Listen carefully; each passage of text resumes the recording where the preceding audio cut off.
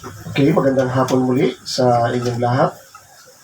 At patuloy din na po ako na bumabati sa lahat ng mga sumusubaybay na sa biyaya at kalakasan at pagpala ng Panginoon ay patuloy kayo ng managana sapagkat ang lahat ng ating pagpapala, kalakasan ay nagmumula lamang sa ating Diyos na buhay. Siya ating Diyos at Panginoon na tagapagligtas na sa marami o libong kaparaanan ay pinatunayan niya na siya talaga, wala nang iba. Hindi siya nagsalita sa dilim. Hindi niya rin sinabi sa Israel na hanapin siya sa kadiliman.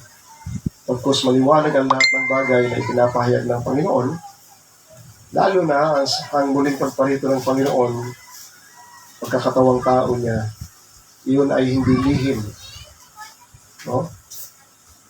Sapagkat iyon ay inihula na dapat ang mga Israelita ang pangunahin na nakakaunawa. Ngunit, naitago yun, no? At hindi nila kilala ang kanilang tagapagligtas. So ngayon po ang ating pag-aaralan ay nasa Juan chapter 4. Pamilyar na kayo sa kwento, isang pangyayari sa buhay ng Panginoon na kung saan ay nakaenkwentro siya ng babae na nandun sa well, no? So kilala niyo naman ito, yung babaeng Samaritana. So siguro ilang beses na rin napakinggan ninyo. Pero ang tututukan natin dito ay yung binanggit ng Panginoon na inaalok ng Panginoon doon sa babae. So chapter 4 verse 13. So nung sinabi ng Panginoon doon sa babae na yung tubig na sinasalok mo diyan sa balon, ang sino mang umiinom diyan ay muling nauuhaw. Everyone who drinks on this water will be thirsty again.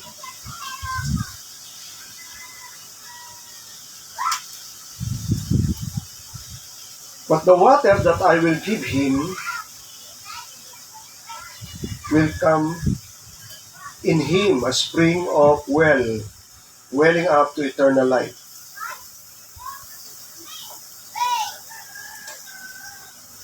Sabi ng Panginoon, but whoever drinks the water that I will give him will never be thirsty again. And the water that I will give him will become in him a spring of water welling up to eternal life. Okay, saglit po tayo muli na manalangin. Ama, muli po kami na naninikluhod at nagpapasapot sa banal mong presensya, Panginoon, na patuloy kong inaari sa aking sarili na wala ko karunungan, kaalaman, kundi lahat ng bagay na aming pinag-aaralan at ang aming nakukuhang kaalaman at karunungan ay mula lamang sa iyo, Panginoon. Sapagkat lahat ng ito ay galing sa langit na ibinaba ng Panginoon sa Kristo. Mga puro, dalisay at mga totoong salita na nagmula sa Ama, at ito rin ang nagbibigay buhay sa sino mang tatanggap ng iyong salita. Kung natingin ka ma sa aming kalagitnaan, pangunahan mo kami sa dakilang ngalan ng Jesus. Amen. And amen.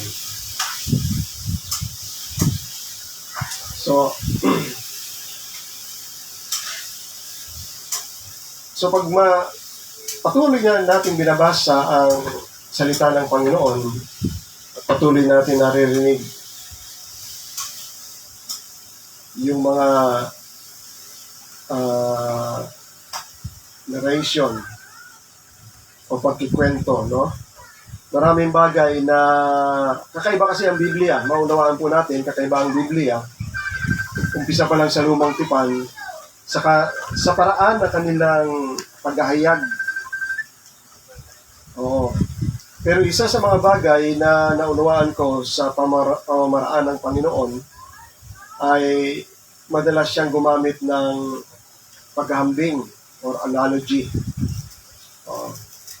At binigyan na rin ito ng meaning ni Apostol Pablo nung kinote niya yung sinulat ni Moises, no? Do not muzzle an ox while threshing the grain. Huwag daw bubusalan ang baka habang ito ay gumigiik ng trigo. Ibig sabihin, hayaan lang itong kumain habang nagtatrabaho. Pero ang sinabi ni Apostol Pablo, does the Lord concern about the ox? Ang Panginoon ba ay nagmamalasakit lang sa baka? Kaya niya sinabi to? Of course, nagmamalasakit. Pero higit pa roon sa baka ang sinasabi niya, ang tinutukoy niya roon, hindi baka lang, kundi mga tao na nagtatrabaho sa kanya, naglilingkod sa kanya. May kinonsider na mga umpire, no? Hindi napapagod ng mga hayop na nagtatrabaho. So, yun yung isa sa mga bagay na maging sa Isaiah, no? Tingnan niyo sa Isaiah chapter 61. No? Pumasok ito sa ating kantahan, no? Ang sabi sa ating kanta ay, that we might be trees of righteousness, the planting of the Lord. Tandaan niyo yung mga word na yun, ano? Ang pananim ng Panginoon, the planting of the Lord, sa Isaiah 61. So, parang binabanggit lang niya mga halaman, mga puno. Pero iyon ay tungkol sa tao na ginagawa niya. Sabi nito, the Spirit of the Lord was upon me. Ito yung pagpuspos ng banal na Espiritu sa Panginoon. Mula sa Isaiah 61. The Spirit of the Lord was upon me because the Lord has anointed me to bring good news to the poor. He has sent me to bind up the brokenhearted, to proclaim liberty to the captives and opening of the prison to those who are bound, to proclaim the year of the Lord's favor and the day of vengeance of our God, to comfort all who mourn. Actually, ito na yung good news, no? Ito ay tumutukoy sa pagparito ng Panginoon and the anointing of the Lord sa pamamagitan ni John the Baptist.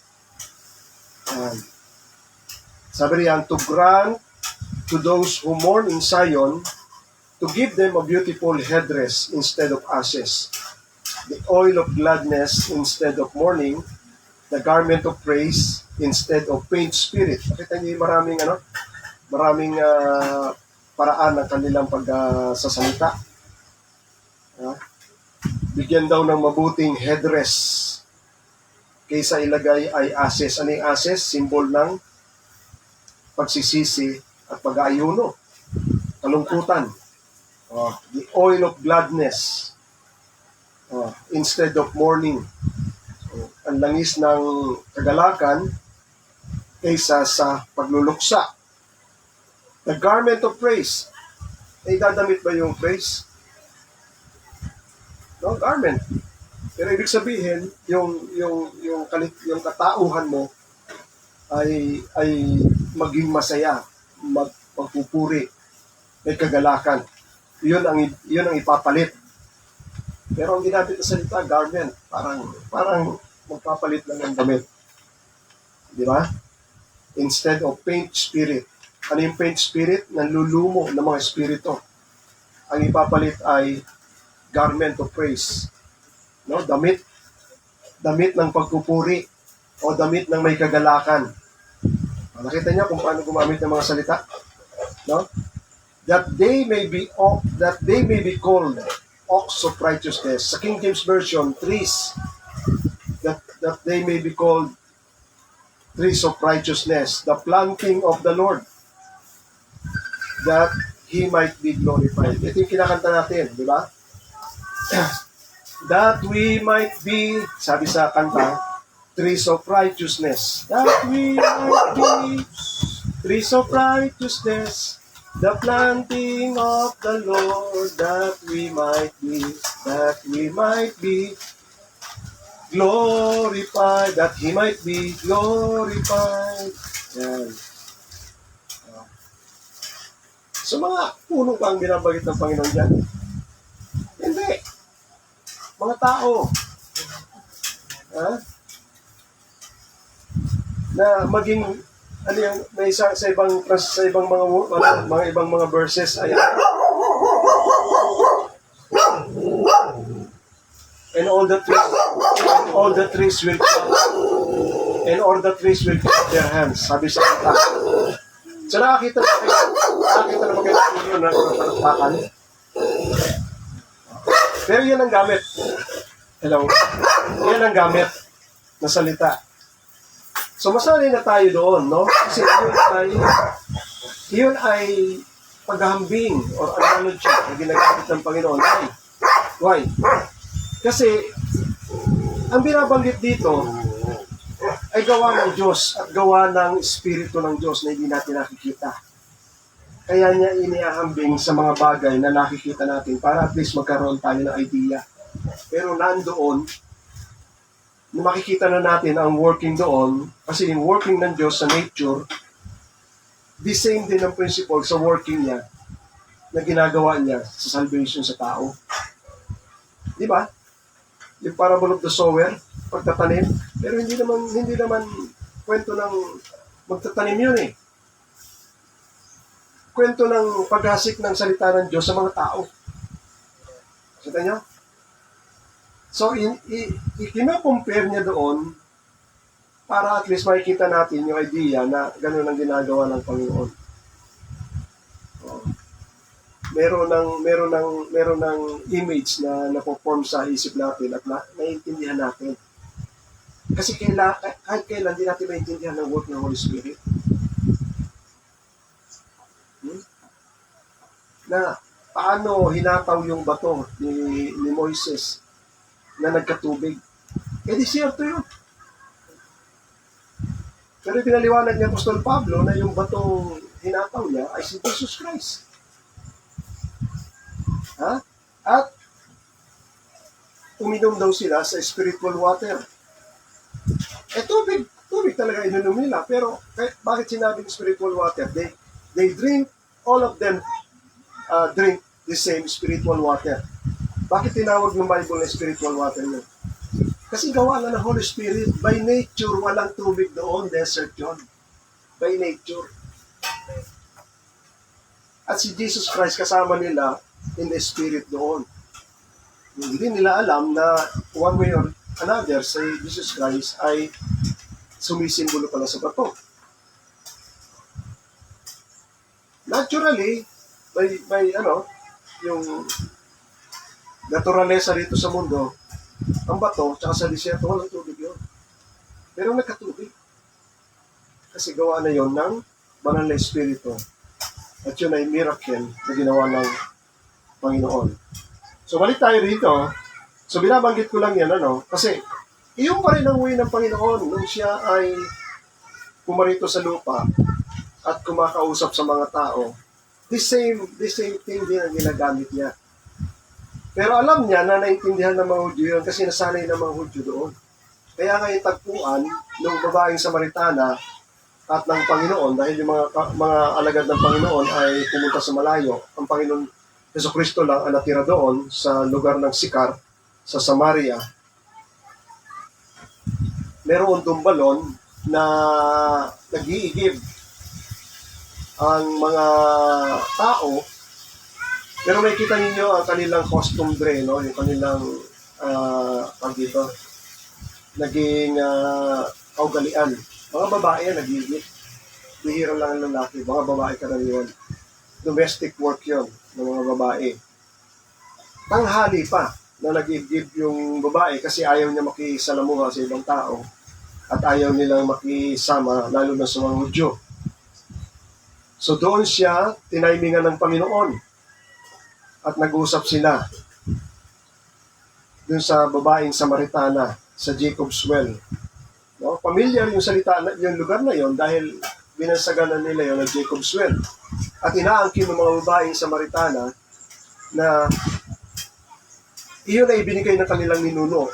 Ibig sabihin, tinitrace nila ang kanilang lahi back to Jacob. Kahit na sila ay Samaritan. Sino si Jacob? Si Israel. At out of Israel ay nagkaroon ng 12 tribes. So hindi na binanggit ng babae kung anong tribe sila galing.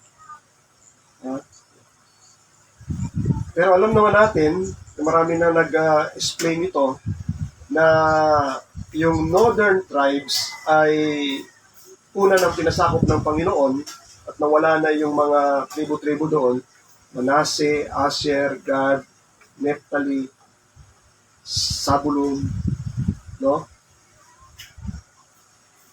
Lahat yon ay nahiwalay sa Israel nung hinati na ng Panginoon ang bansang Israel sa panahon pagkatapos ni Solomon. So ang natira na lang ay yung Judah na iniwanan ng Panginoon na hindi mawawala ng tatayong hari mula sa lipi ni Haring David. Pero doon sa kabila, kung sino-sino ng lahi ang naging at lahat sila ay patuloy na bumabagsak sa idolatry. Kaya hindi nagtagal. Kung makikita ninyo, ang year niyan ay nasa 500 BC, before Christ. 500 BC. Ay hindi, 700 BC pa lang. Papunta sa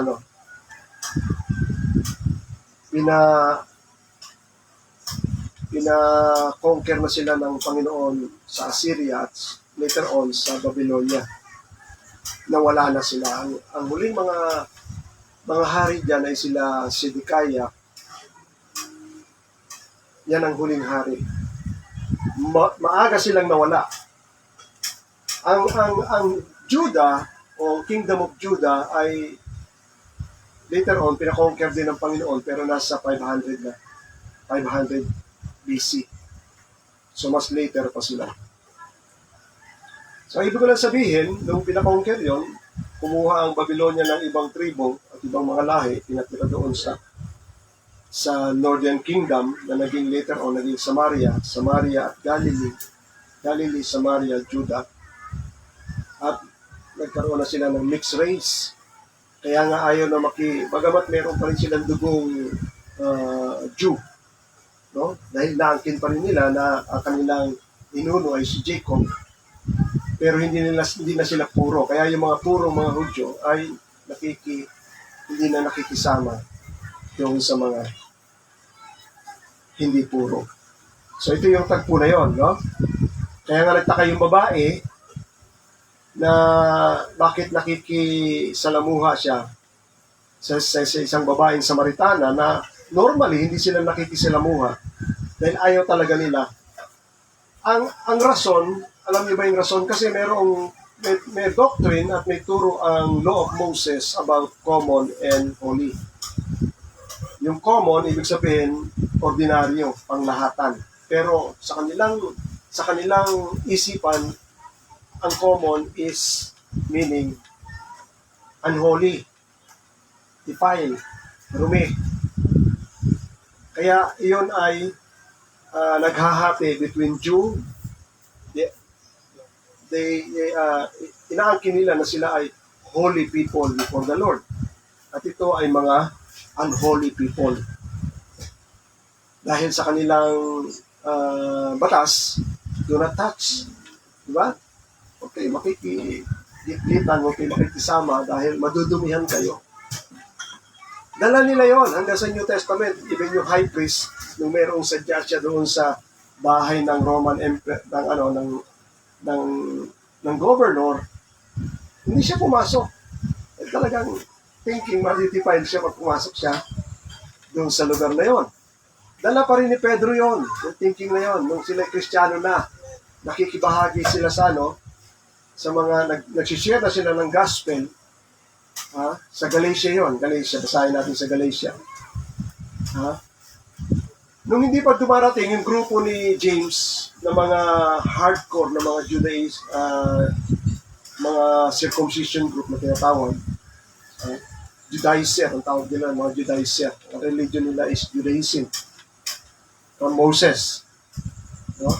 Si Pedro nakikihalo doon sa mga pagan. Pero nung dumating yung mga grupo ng mga hardcore, medyo dumistansya silang gano'n. Andun pa rin yung kanilang attitude or custom. In spite na sila ay mga born again na at mga Christian, hindi pa rin lubos maunawaan ni Pedro yung tunay na ibig sabihin ng pamumuhay sa pananampalataya, hindi pamumuhay na ayon sa alituntunin ng kautusan. Hindi pa masyadong malinaw sa kanila yun. So, ito yung tagpuan na to, humingi ang Panginoon ng tubig, no? Kaya nga sabi rito ng babaeng Samaritana, the Samaritan woman sa verse 9, said to the Lord, no? How is it that you, Jew, ask for a drink from me, a woman of Samaria? So pinaliwanag naman ni John the Beloved na nagsulat ng Book of John, for the Jews have no dealings with Samaritans. So naipaliwanag ko na sa inyo kung bakit sila hindi nakikipag-deal o nakikipag-associate doon sa mga Samaritans. But Jesus, ano ang purpose of Jesus Christ? Why He came on this earth? To save, to seek and find the lost. So every encounter ni Jesus Christ sa mga tao is salvation. So ilagay natin sa isipan natin yun. Na talagang inaano niya. At ano ang natutunan nyo about the way of salvation? Sa pagdating ng Panginoon. Ano? Pananampalataya saan? Ha? Pero bago dumating yung pananampalataya, ano ba yung unang bagay na dapat mangyari sa tao? Yun, makilala si Jesus Christ. Yun ang purpose. Kaya nga, sinugo ng Diyos Ama para makilala yung sinugo niya na ito ang inyong Savior, ito ang inyong King, ito ang mag-aalis ng kasalanan ninyo. He is the Lamb that takes away the sin of the world. Pero hindi pa nila nakukuha yung konsepto na yun. Ang kanilang alam lang, every feast, nagse-celebrate sila ng mga commandments ng Panginoon. Pero hindi nila alam, merong reality talaga nakatumbas noong ginagawa nila. Hindi nila alam yun. At yung wisdom ng Panginoon, kung bakit sinabi ni John the Baptist na si Jesus Christ ang Lamb of God who takes away the sins of the world, kasi on the exact time and day na kinakatay nila yung tupa, yun din ang araw at oras na mamamatay si Jesus Christ. Kasi kailangan ma-fulfill yun. Pag hindi na even maghiwalay lang yung oras, hindi na siya magiging Lamb of God. Hiwalay na siya sa plano ng Diyos. Pero mangyayari yun on the exact time. Pero hindi alam naman Hudyo yun. Kasi nakatingin na sila sa tupa, hindi sila nakatingin kay Jesus Christ. So yun ang sabi natin, no? Yung dealing ng Panginoon sa sino mang makita niya ay salvation. Kaya sabi ng Panginoon dun sa babae, kung nalalaman mo ang kaloob ng Diyos, kung ikaw yung babaeng Samaritana, ano ang kaloob ng Diyos? Di ba? Hindi mo alam. Pero tayo, alam na natin, dahil marami na nagpaliwanag, isa na sa nagpaliwanag dyan, si Paul. Ano sabi ni Paul sa yung gamit natin salita? Ephesians chapter 2, verse 8 and 9. Tungkol sa salvation. Ano sabi ng Ephesians chapter 2, verse 8? For by grace, sa biyaya, for by grace, you have been saved through faith. Sa biyaya kayo naligtas sa pamamagitan ng pananampalataya. It is not your own doing, it's not your work. Hindi sa sarili niyong gawa. Ha? It is the gift of God. Okay na yan? Sabi ni Paul, naligtas kayo dahil sa kaloob ng Diyos. Ngayon maunawaan nyo na. Sino yun? Sabi ni Jesus Christ na sa babae, kung nakikilala mo ang kaloob ng Diyos, kaharap na niya. Kaharap na niya yung gift ng Diyos. Diba? Ngayon maunawaan nyo na siguro yung John 3:16. For God so loved the world that He gave. Yun yun. Yun yung gift that He gave His only begotten Son. Yun na yun. Kaya lang sa thinking ng babae, hindi niya talaga alam pa yun. No? Kaya nga, unti-unting ini-introduce ni Jesus Christ yung sarili niya. Kung nalalaman mo ang kaloob ng Diyos at kung sino itong nagsasabi sa iyo na pingin na nabigyan mo ako ng tubig, you would have asked Him. Ikaw pa ang hihingi sa Kanya at bibigyan Kanya ng tubig ng buhay. Kita niyo yung salita ng Panginoon doon sa babae. Ang usapan nila, normal lang na paghingi ng tubig, no? Pero may sinasabi ang Panginoon na kakaibang tubig. So anong dating na doon sa babae? Sabi ng babae, sir, wala kang panalok ng tubig. Paano mo kung bibigyan ng tubig na sinasabi mo, wala kang panalok ng tubig at ang balon ay malalim? So anong isip ng babae? Na si Jesus Christ ang magbibigay ng tubig na nagbibigay buhay. Galing din doon sa well. Normal na tubig.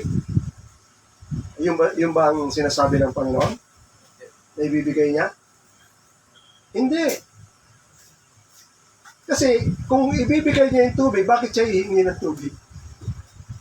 Kung iyon tubig sa well ang ibibigay niya rin sa babae, bakit niya hinihingi niya sa babae na bigyan mo ako ng tubig? Di ba? Sa madaling sabi, hindi yung tubig na yun. Ibang tubig ang inaalok ng Panginoon. Di ba?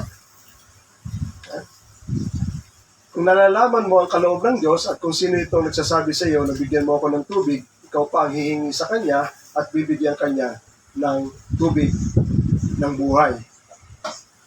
Sabi niya, sir, wala kang pang panalok ng tubig at malalim ang balon. Saan ka kukuha ng sinasabi mong tubig ng buhay? Sabi pa ng babae, mas dakila ka ba kaysa sa aming amang si Jacob? Are you greater than our father Jacob? He gave us the well and drank from it himself. Siya na ang nagbigay sa amin ng balon na ito, at dito mismo siya uminom. Katulad din ng kanyang mga anak at ng kanyang mga alaga. Ngayon, ito na. Nililinaw ng Panginoon, no? Nililinaw ng Panginoon. Sabi niya, ang sino mang umiinom ng tubig nito ay mauuhaw din.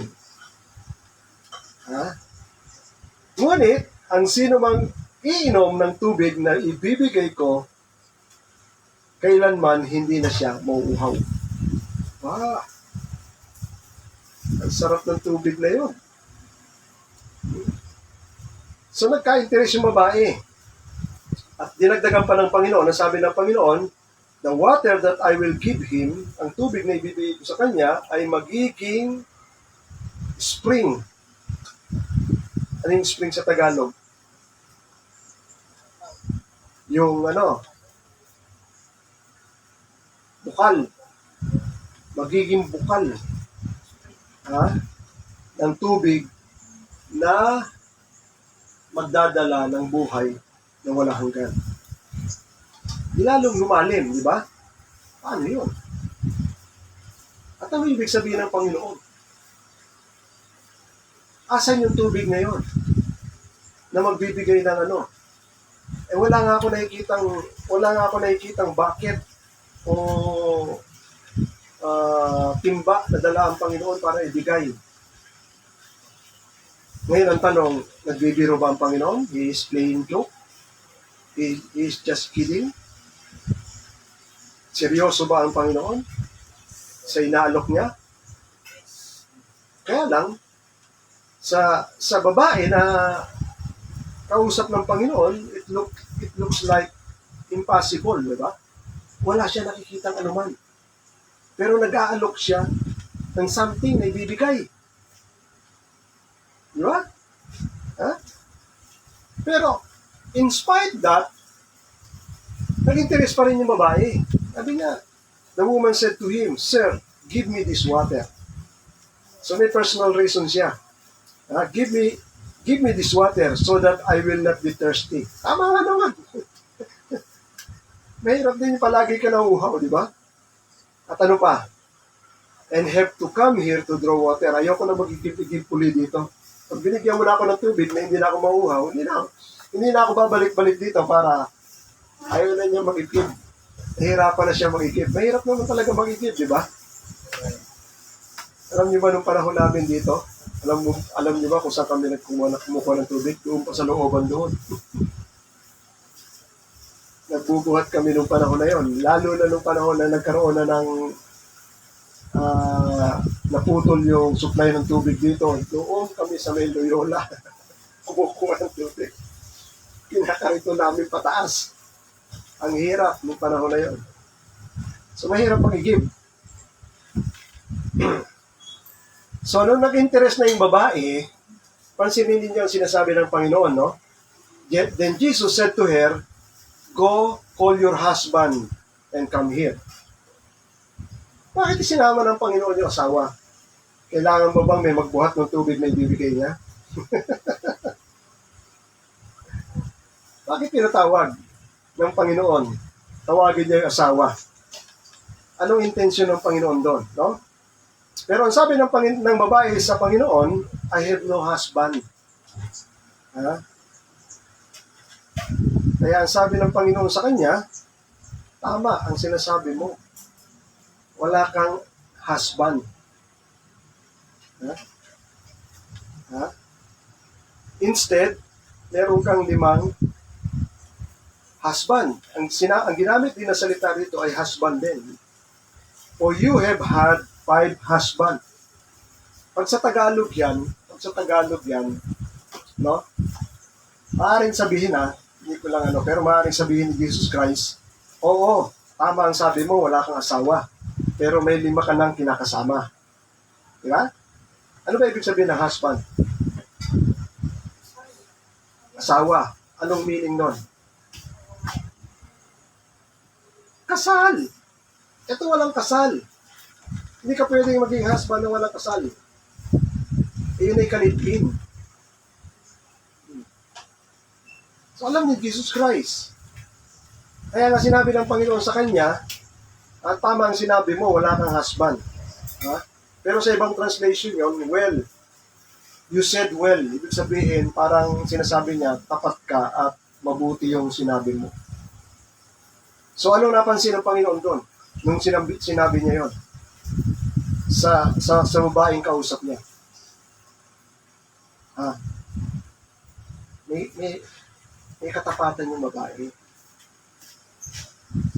Isa sa mga characteristics na alam ng Panginoon na nagugustuhan niya. Kasi maraming tao pagdating na sa mga personal na buhay, nagsisinungaling na, tinatago na. Pero yung babae, hindi siya nagsinungaling, hindi siya nagtago. Sinabi niya tapat. At hindi rin siya natako. Sabi niya, wala akong asawa o husband, ngunit sinabi ng Panginoon, tama ang sinabi mo, wala kang husband, at 5 na ang naging husband mo. Ang tanong ko, bakit sinabi rin ng Panginoon na husband pa rin? Kasi sa atin, sa kukote natin, ang meaning ng husband ay ikakasal. May formalization ng ceremony at kayo ay i-ritual sa kasal, wedding ceremony. Pero sa Bible, alam niyo ba kung anong ibig sabihin lang ng simple meaning na marriage? Ay magsama ng dalawang babae at lalaki. Marriage na yun. The two will become one. Marriage na ang basa ng Bible doon. Kaya nga sinabi ng Apostol Pablo, I don't want you to be one with a prostitute. Sabi ni Apostle Paul dun sa mga believers. Kasi hindi naman sila kinakasal sa prostitute nakikisama lang sila.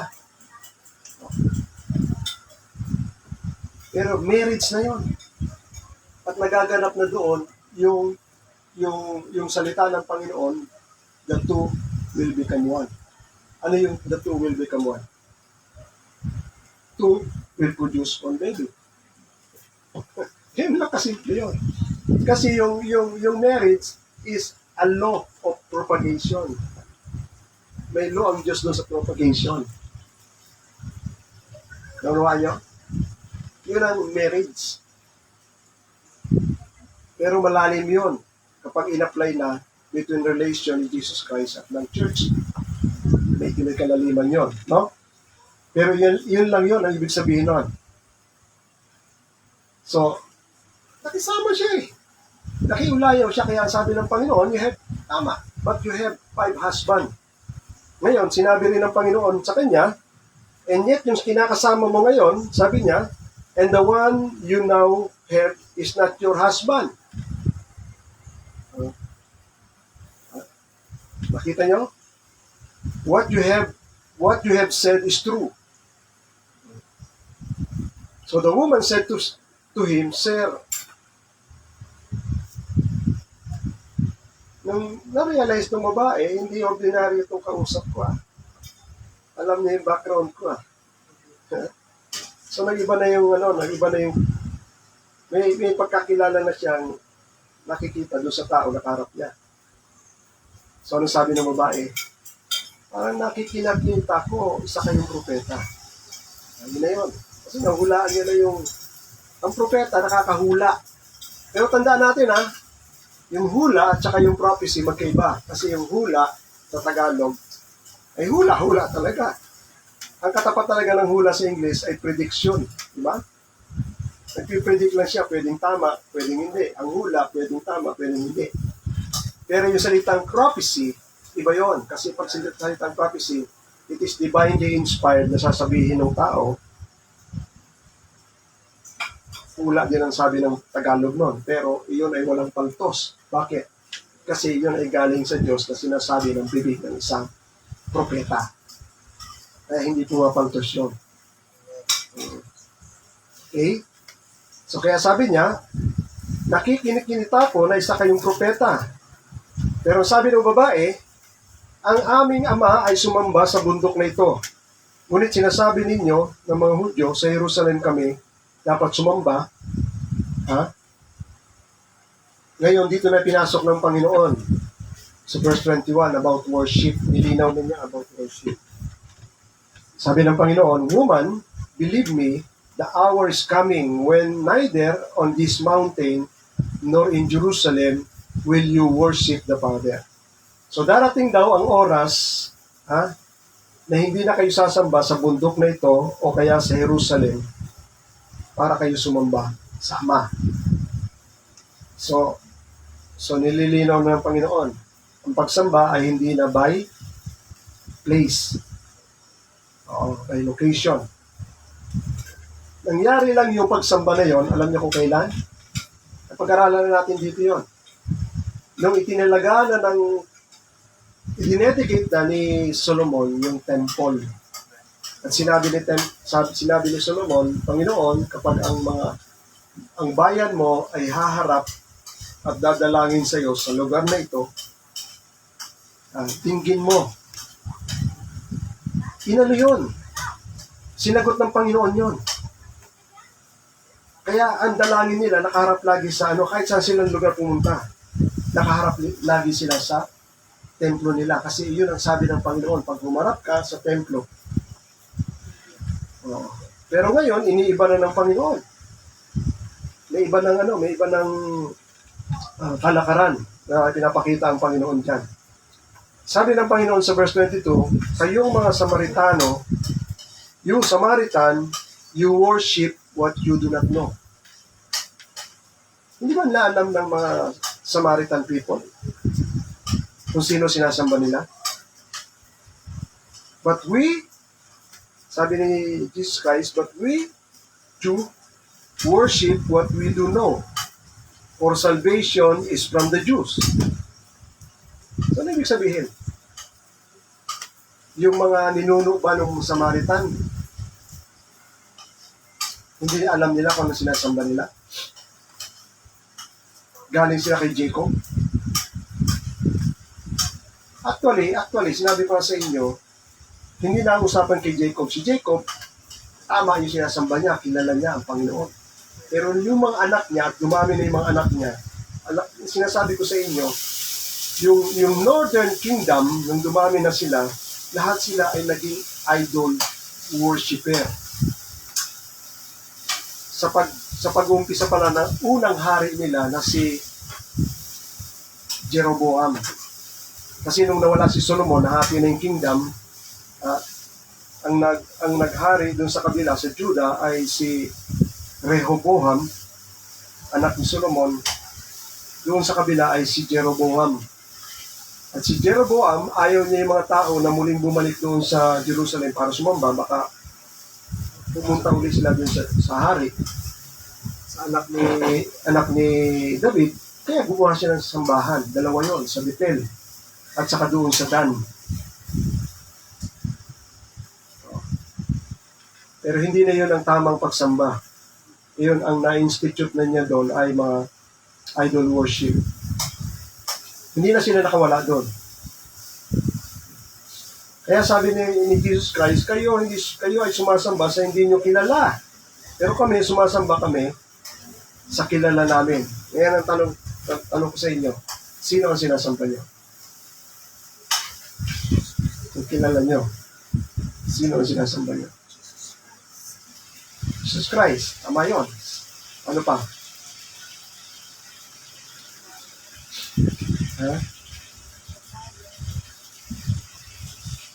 Ano ang in-introduce ni Jesus Christ tungkol sa Diyos sa taas?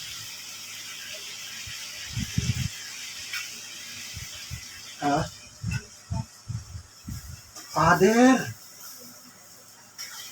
Iyan ang sinasabi ng Panginoon sa mga tao, Father. Kasi nagkikreate na ang Panginoon ng relationship na hindi alam ng mga Hudyo yun.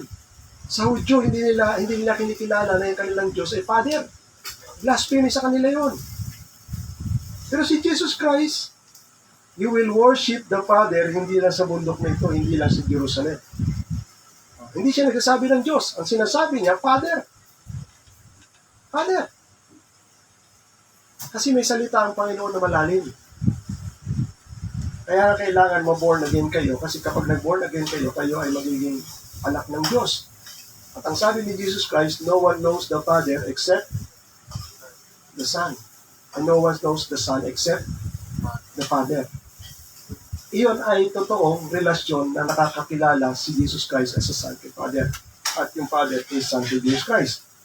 Hindi lang doon, sa magiging anak pa nila. Iyon ang special knowledge at relationship na madidevelop. Lubos mo at later on makikilala mo na mas malaliman ang Father because of Jesus Christ. Di ba sinabi ng Panginoon? Everyone who sees me has seen the Father. Kasi siya nagpapakilala sa Father. At walang tanging paraan na makilala nyo yung Diyos na tunay na Father except through Jesus Christ. Kaya nga sinabi sa Biblia, Jesus Christ is the image of invisible God.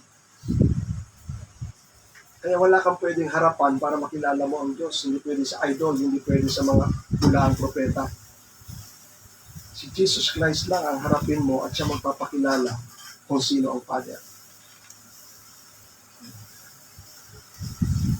And you will know the Father by two ways. Paano? Sa salita na sinasabi ni Jesus Christ, dahil every word na sinasabi ni Jesus Christ comes from the Father. At yung mga miracle na ginagawa niya, I can do nothing. Pero malalaman nyo that the Father is in me because of the miracle na nangyayari. Yun ay works ng Father. Pero sinasabi rin ni Jesus Christ, kung ano ang ginagawa ng Ama, ginagawa rin ng anak. Kung ang Ama ay nagbibigay buhay, ang anak din ay nagbibigay buhay. Nakita niyo? So, but the hour is coming, and now is here, the true worshiper will worship the Father in spirit and in truth. Tandaan niyo yan, ha? The true worshiper will worship the Father in spirit and in truth. Ang pagsamba, ang basic meaning ng pagsamba ay proskuneo. Ano yung proskuneo? Yung pagbabaw at nakano sa lupa. Yan. Magbigay galang doon sa hinaharapan. Oh. Pero wala na tayong hinaharapan na templo.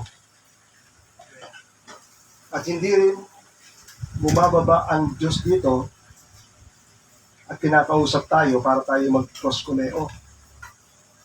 Ha? Hindi na natin yun.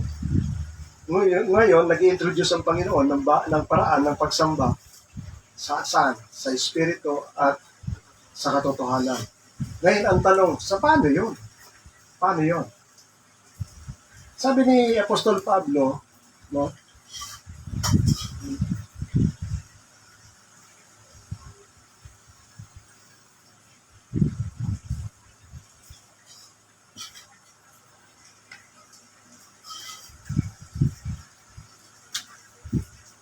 Sa 1 Corinthians chapter 12,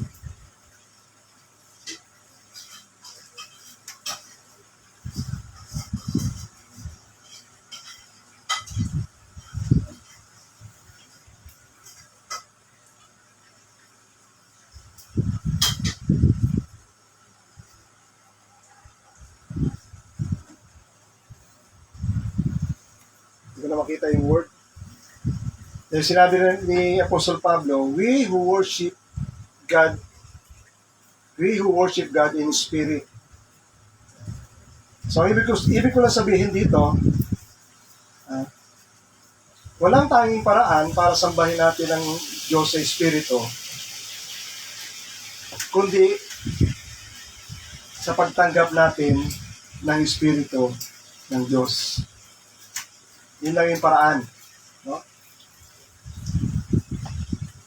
Kasi, hindi natin makikilala, isa sa paraan ng pagsamba ay kailangan makilala natin yung sasambahin natin. Ang sinasabi ng 1 Corinthians chapter 2 verse 12 and 15, sabi ni dito, ni Apostol Pablo, now we have received not the spirit of the world. Tingnan nyo meron ng sanlibutan na espiritu. Hindi natin tinanggap ang espiritu na nagmumula sa sanlibutan, kundi ang espiritu na galing sa Diyos. So anong gagawin nito sa atin? That we might understand the things freely given us by God. Upang maintindihan natin ang mga bagay na libre na ibinibigay ng Diyos sa atin. So ano ibig sabihin? Kung wala tayong espiritu ng Diyos, anumang bagay na ibigay ng Diyos sa atin, hindi natin maintindihan.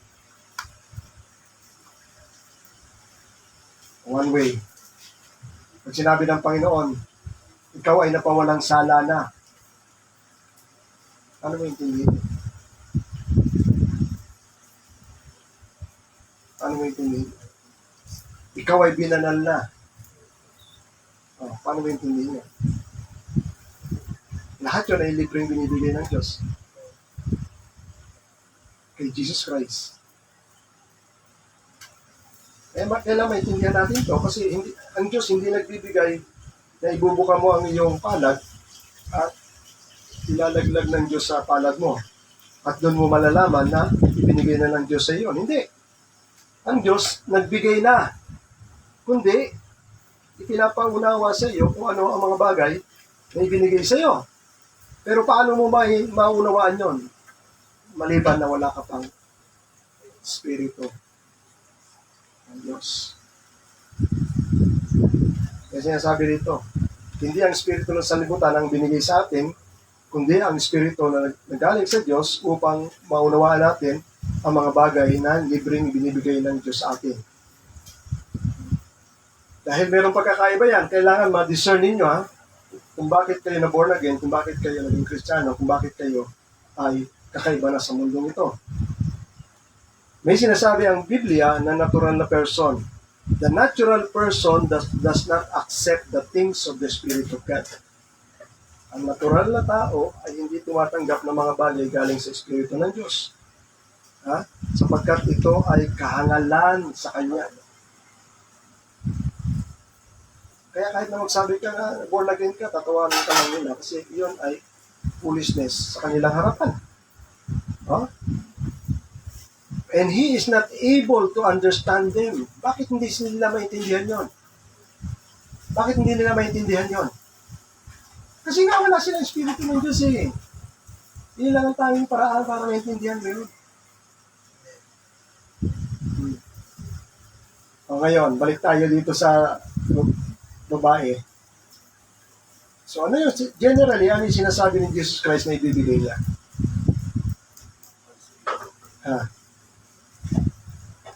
Balik tayo roon. Para maunawaan ninyo. Yung pinatawag niya yung asawa, di ba? So, lampas na roon, tungkol na sa pagsamba, yan. Sabi na, but the hour is coming, but now is here, when the true worshiper will worship the Father in spirit and in truth. For the Father is seeking such people to worship. God is spirit. Oh, ito na yung malaking ano. Pag sinabi ng Bible, God is a spirit, hindi nakikita, hindi madidiscern ng ating mga pakiramdam. Oh. Pero maunawaan siya. And those who worship Him must worship in spirit and in truth. Yung truth, saan natin makukuha? Yun. In Jesus Christ, because Jesus Christ is the truth, everything He said is truth. At yung salita niya, yung truth, iyon na magiging guidance natin. Yung salita. Even yung mga apostles na nagtuturo, or even yung mga prophet, because they are inspired by God, lahat ng sinasabi nila ay katotohanan. Isa na riyan, nakatotohanan na sinabi ng mga apostles, ano yun? God is spirit, hindi siya nagdidwell sa lahat ng mga bagay na ginawa ng kamay. So, nakikita niyo na kung bakit hindi na kayo nagsisimba at ginagawa yung mga bagay na ginagawa ng mga nagsisimba. Yan alam niyo, walang Diyos doon sa ginagawa nila. Pero sila hindi nila maintindihan yun. Ang feeling nila, kapag ginagawa nila yon, lalo silang nalalapit sa Diyos. Di ba? Ano, pakiramdam nila. Tayo hindi dito.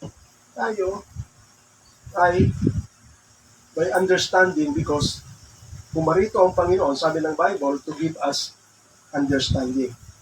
Pumarito ang Panginoon sa Kristo para bigyan tayo ng pang-unawa. Ito, matagal ko nang pinupukpok sa inyo eh. Binibigyan ka nga ng pangunawa, pero may responsibilidad ka pa rin. Ano yon? Naunawain mo. Kasi kahit nasabihin sa bata, 1 plus 1 equals 2, ang sagot niya ay 3, hindi pa rin niya makita yung totoo doon. Kailangan mag-adapt siya rin, makuha niya yung katotohanan doon. So the same thing din sa word ni Jesus Christ. Hindi siya nang loloko, pero may binibigay siya. At yung tubig na yun ay binibigay niya, wala naman siyang daladalang tubig. So sa madaling sabi, saan natin maintindihan? Kaya nga pasalamat tayo, may Bible, doon sa ibang mga sinasabi ng Bible, ay makikita natin kung ano ibig sabihin ng salita ng Panginoon. Ito yung sinasabi ng mga nag-aaral ng Bible, the Bible interpret itself. Hindi tayo mag-interpret mo, ibig sabihin ng ano dyan, ng tubig dyan, ano yan, yung hangin yan. Ganito, ganyan. Hindi. Kundi, hayaan natin at Biblia ang magpakaliwanag. In John chapter 6, verse 63, paborito natin to. Ano sabi ng Panginoon dito? Tandaan niyo yung mga versikulo. John chapter 6, verse 63. Ano sabi ng Panginoon?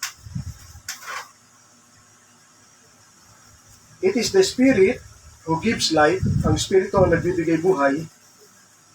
So doon pa lang sa salita na yan. Salita ni Jesus Christ yan, ha? Doon pa lang sa salita na yon, nasa ng buhay.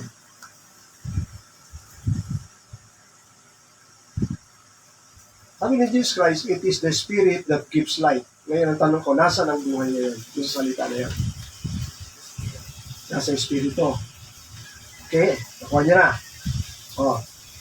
It is the Spirit who gives life, the flesh counts for nothing. Ang naman, walang halaga.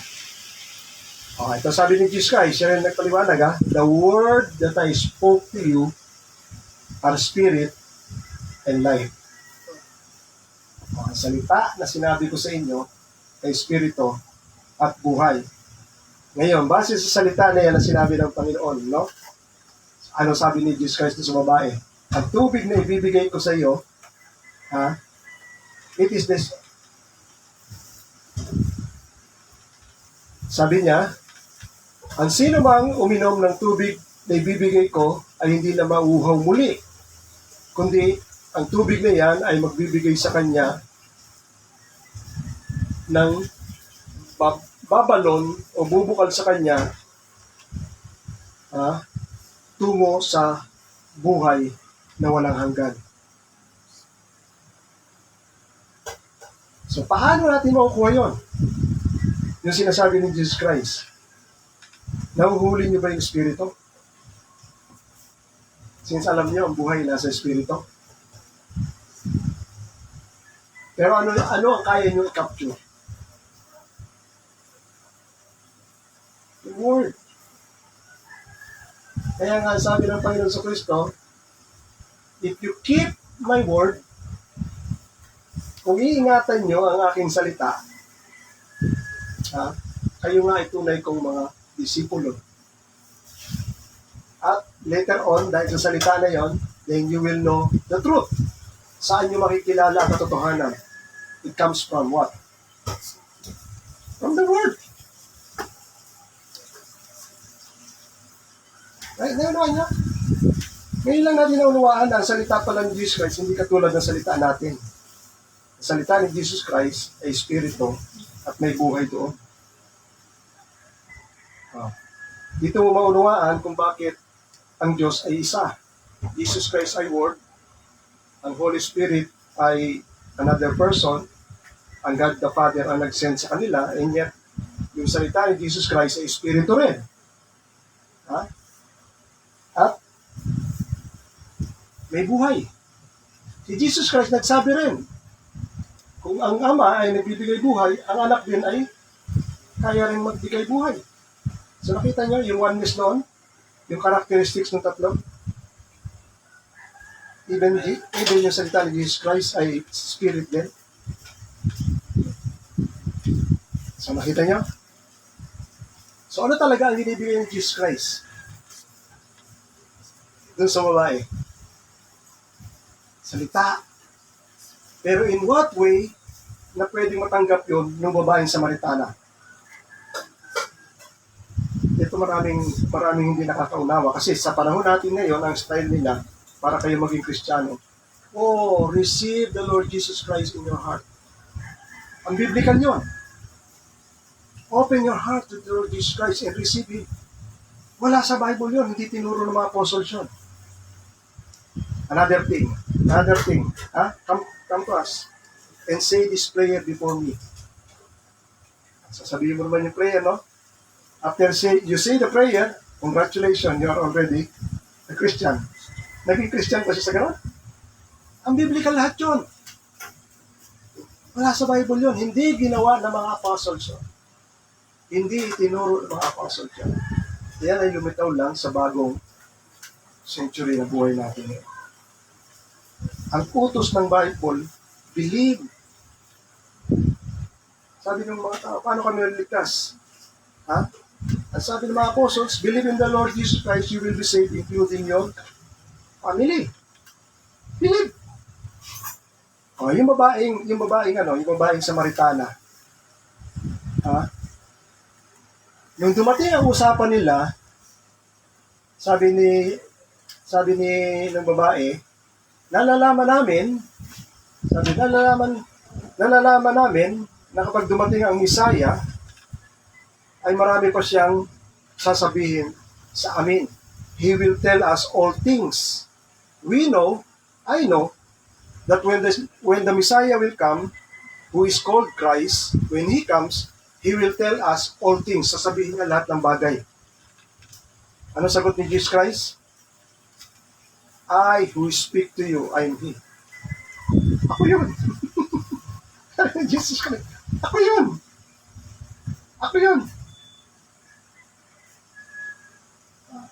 Ngayon ay tuturo ko sa inyo. Tingnan niyo, pansinin niyo.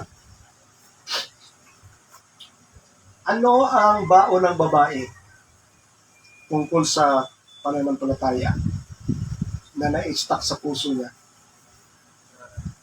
Yung pagdating ng Misaya. Matagal lang itinuturo sa sinagoga yon, natutunan niya na yun at nag-expect siya. May salita ang Panginoon, sabi ng Panginoon, sapagkat ang salita ng Diyos ay hindi nananahan sa inyo, kaya hindi niyo ako nakikilala.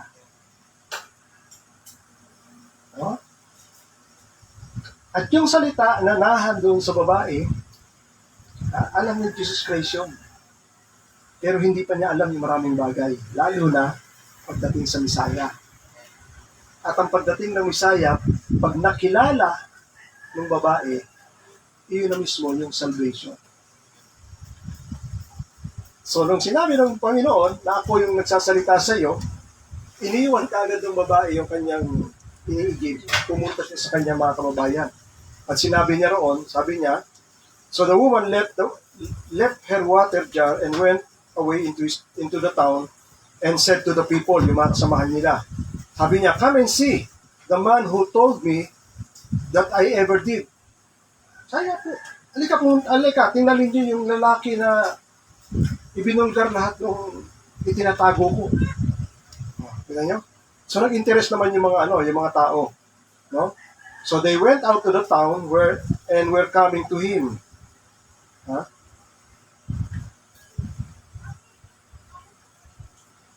So many Samaritans from the town believed in him because of the woman's testimony.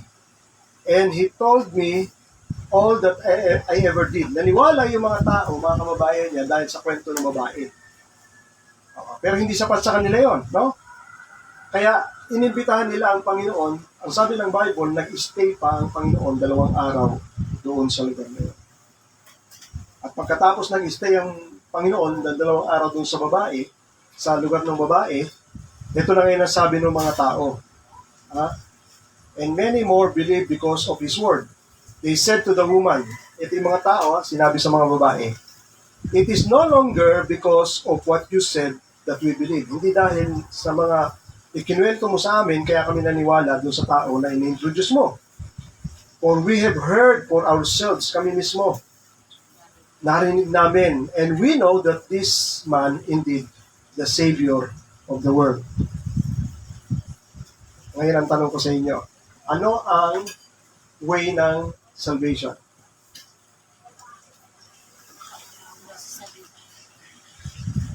Makaunawa muna. And then, pagkatapos, magkaroon ka na ng pananampalataya. Pero kailan dumarating yung pananampalataya ayon sa Bible? Matapos na makarinig. Kaya sabi ng mga tao, hindi kami naniniwala dahil sa narinig namin sa iyo. Kundi matapos namin maringgan si Jesus Christ at nalalaman namin, ibig sabihin, sure kami na itong taong to ay Savior of the world. Iyon ang will ng Father. Na makilala si Jesus Christ. Kapag nakilala si Jesus Christ, ay magkakaroon ng salvation ng mga tao. Ngayon ang tanong ko, yung isang pagkakilala lang ay magbibigay na sa iyo ng kaligtasan. Paano mo ma-identify yung tunay sa hindi tunay? May sample si Jesus Christ na sinabi dun sa mga tao sa Luke chapter 11. Sinin niyo ito ha? Luke chapter 11. Tungkol sa tanda kay Jonah. Sabi ng Panginoon dun sa mga tao, dahil mahilig sila maghanap ng sign, katulad ni Jonah, naging tanda siya sa mga tao sa Ninive, ganun din ang anak ng tao na magiging tanda sa henerasyon na ito. Kung naunawaan nila yung pinapatungkulan ni Jesus Christ. Kasi mahilig sila maghanap ng tanda. Ang ginamit niya ay si Jonah. At ang sabi ni Jonah, ang sabi ng Panginoon tungkol kay Jonah, the men Ang sinasabi niya, yung tao ng Nineveh at yung tao na kaharap niya. Pinagkukumpare na niya. The men of Nineveh, yung mga tao noong unang panahon ay tatayo, will rise up at the judgment with this generation and condemn it. Ano yung condemn? Ha? Kukondinahin para mapahamak. Pagagalitan sila. Ha? And condemn it. For they repented at the preaching of Jonah, and behold, something is greater than Jonah is here. So ano yung pinapakita nitong kwento na ito?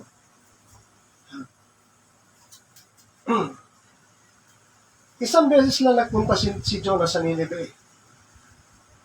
Pero yung mga tao sa Nineveh, naniwala.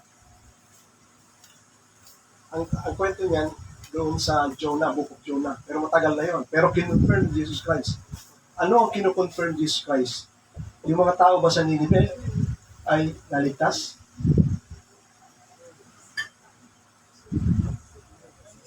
Nagsisi sila. Naniwala sila.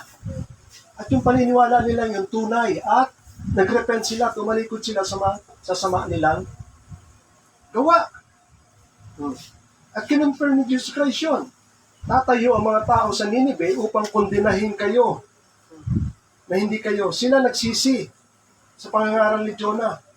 Ngayon, mayroong isang mas higit kay Jonah rito, pero ayaw nyo magsisi.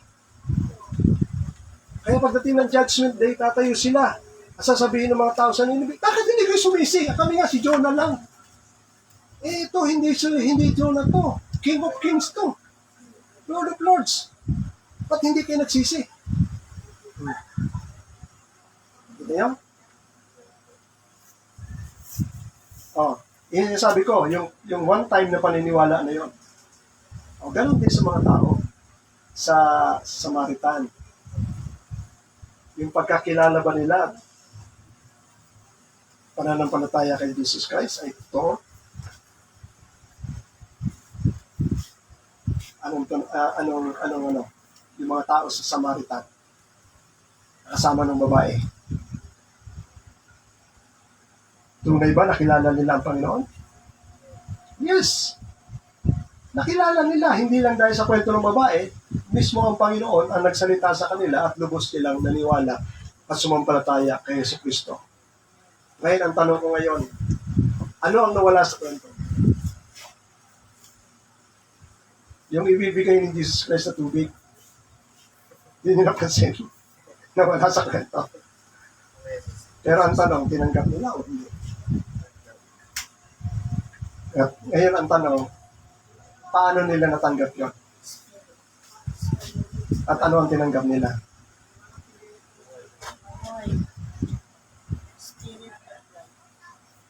Ano ang tinanggap nila? At natanggap na nila yun? Bago mo tanggap si Kristo, anong una mo matanggap? Yung salita ni Kristo. At yun ang tubig. Diba? Sabi ng Panginoon, my word are spirit. Naintindihan nyo? My word are spirit and life. Ha? Naniwala sila eh. Pag naniwala sila, tinanggap nila yon. Naintindihan nyo? Pag naniwala sila, tinanggap nila yon. At hindi na kailangan explain ni Jesus Christ yun. Ito ang explanation dyan. Yung sinasabi natin sa John chapter 7, verse 38 and 39. Kaya ulit-ulit ko sa inyo. Di ba, ibinibigay niya, ang tubig na ibibigay ko sa inyo ay magiging bukal at balon ng tubig na agos sa inyo. Dito, iba naman ang pagkakasabi ni Jesus Christ. On the last day of the feast, the great day, Jesus stood up and cried out, if anyone thirsts, let him come to me and drink. Wala naman siyang dalang tubig. Whoever believes, sabi ni Jesus Christ, ang sino mang sumampalataya, whoever believes in me, as the scripture said, out of his heart will flow rivers of living water. Kaya nga sinasabi ko sa inyo, iba-iba ang pag-aalintulad na ginagawa ng Panginoon, pero ang sinasabi niya, iisa lang. Doon, balon. Dito, ilog. Pero para maintindihan mo, isa lang ibig sabihin ng Panginoon. Kasi, kinukumpara niya lang sa mga bagay na yon dahil parehas lang tubig yun. Pero ang ibig sabihin talaga ng Panginoon, yung banal na Espiritu. Ha? At nasa saan yung banal na Espiritu? Nasa salita niya. At paano iyon ay matatanggap kapag kayo ay sumampalataya? Kaya sabi ng Panginoon, whoever believes in me, aagos na ang tubig na nagbibigay buhay sa iyo. Ipinaliwanag ni Apostol Juan yun. Sabi ni Juan, now this is what Jesus said about the Spirit, whom those who believe in Him were to receive. Ito sinasabi ni Jesus Christ. At sino mang sasampalataya sa Kanya, ay tatanggap ng Espiritu. Kita niyo? Walang ano doon walang dito. Walang if, walang iba pang ang tawag dyan, kondisyon. At sinabi, if you believe, you will receive. Kaya huwag kayong maniwala sa mga tao nagsasabi bago ka maligtas, ay gawin mo to, gawin mo yan, sumunod ka rito. Huwag kayong maniwala doon. Kasi hindi biblical yon. Ang biblical na sinasabi ng Panginoon, na sinabi ni Apostol Juan, when you believe, you will receive. Yan. Kaya nga sabi ko sa inyo, na wala na yung usapan tungkol sa tubig, pero tumanggap pa sila ng tubig. Tumanggap. Kasi nakontento na sila At hindi na sila naghanap. Yung kauhawa nila sa Espiritu, na-fulfill na yon. Nakita na nila yung magbibigay ng tubig sa kanila at maghahatid sa kanila, magtitighaw ng kauhawa nila, ay dumating na at naibigay na sa kanila yung tubig na nagbibigay buhay. So, iyon yung katotohanan. Tandaan ninyo, no? Pag nakita niyo ang katotohanan, hindi na kayo maghahanap. Kaya maraming tao na aligaga, hindi makontento sa buhay kasi kahit saan church sila pumunta, hindi nila natatagpuan ang katotohanan. At ang pinagagawa lang sa kanila ay yung pinagagawa lang ng mga pastor. Pero paglabas nila sa church, hindi pa rin nila pakiramdam kung sila ay Kristiyano, hindi pa rin nila nararamdaman kung sila ay maliligtas, hindi pa rin nila alam kung anong natanggap na nila o meron sila. Kayo ngayon, ma-secure nyo na meron kayo tinanggap. At kayo ay, ano tawag dito? Steadfast or firm na kayo? Na talagang nasa sa inyo na yung mga bagay niya. Sinasabi ng Panginoon. Yung tubig na nagbibigay buhay. Amen. Palakpakan natin ang Panginoon. Kaya sinasabi ko sa inyo lagi ito, kasi mahirap siya i-capture Alam niyo, nung pinag-aralan namin to, yung bishop namin, kwento lang siya ng kwento pero hindi niya pick up kung ano ibig sabihin ng mga bagay na yan. Kaya, naiintindihan namin, na may word na ganyan, pero yung reflection niya kung paano nangyayari sa buhay ng tao, hindi namin makita. Yan ang gusto ko sa inyo na pinapaunawa ko sa inyo. At hindi yan itinuturo sa eskwelahan. Okay, time natin tumayo. Ama, luwalhatiin ka muli sa mga salita na at katotohanan na sinaysay mo ngayon, Panginoon. Lord, ang dalangin ko ay ito ay tumimo sa puso ng mga nakarinig sapagkat hindi ito salita ko, kundi ito ay salita mo. At naunawaan namin ang salita mo ay espiritu at buhay. Kung meron kaming salita mo sa aming puso, naroroon din ang buhay. Kung naroroon ang salita mo sa aming puso, sinasabi rin ng Bible, naroroon ang Ama at naroroon din ang Anak. Kaya salamat, Lord. Alam namin na ikaw ay tinanggap na namin. Alam namin kami ay buhay na walang hanggan.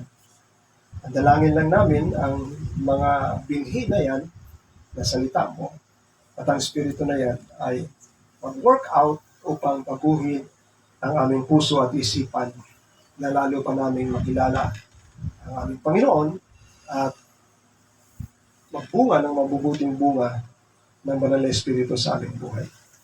Tungkol natin ka, Ama, sa hapon nito in Jesus' name. Amen and amen.